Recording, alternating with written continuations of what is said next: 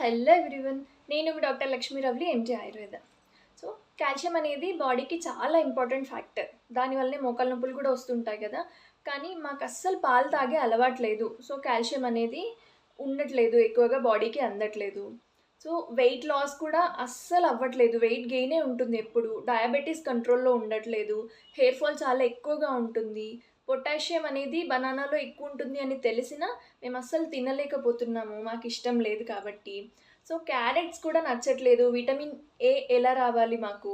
ఇలాంటి ప్రాబ్లమ్స్ అన్నింటికీ ఒక్కటే సొల్యూషన్ ఏంటి అంటే మునగాకు. మునగాకు అనేది బెస్ట్ ఫుడ్ అసలు మనకు అన్నిట్లలో కూడా. అంటే ఇన్స్టాంట్ ఎనర్జీని ఇవ్వడానికి యూస్ అవుతుంది. మనం కాఫీ టీ లాంటివి ఎక్కువగా యూస్ చేస్తూ ఉంటాం కదా, మనకి దాంట్లో ఉన్న కెఫెయిన్ అనేది ఇన్స్టాంట్ ఎనర్జీ ఇస్తుంది అని చెప్పి. అలాంటి కండిషన్స్లో కూడా మీరు మునగాకు రెగ్యులర్గా తీసుకోవడం వల్ల చాలా మంచి బెనిఫిట్స్ ఉంటాయి. నేను చెప్పిన ప్రాబ్లమ్స్ అన్నిటికీ కూడా ఖచ్చితంగా యూజ్ అవుతుంది. హెయిర్ ఫాల్లో కూడా చాలా వరకు యూజ్ అవుతుంది అని చెప్పి ఈ మధ్య చాలామంది స్టార్ట్ చేస్తున్నారు కూడా.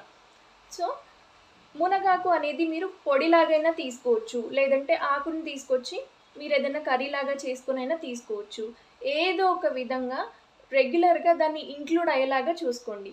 ఎందుకంటే మన నరేంద్ర మోడీ గారు కూడా చెప్పారు, ఖచ్చితంగా నా డైలీ రొటీన్లో మునగాకు అనేది తీసుకుంటా అని చెప్పి.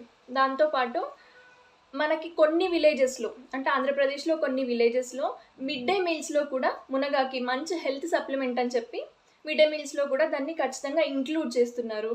చాలామంది స్కూల్స్లో కానీ ఖచ్చితంగా మునగ చెట్లను ఎక్కువగా పెంచడానికి ప్రిఫర్ చేస్తున్నారు. అంటే ఆలోచించండి ఒకసారి, దీని హెల్త్ బెనిఫిట్స్ అనేవి ఎలా ఉంటాయి అని చెప్పి. సో ఇప్పటి నుంచైనా ఏదో ఒక ఫామ్లో మునగాకుని మీ ఫుడ్లో ఇంక్లూడ్ అయ్యేలాగా చూసుకోండి. ఇలాంటి ఇన్ఫర్మేషన్ కోసం ఛానల్ని సబ్స్క్రైబ్ చేసుకోండి.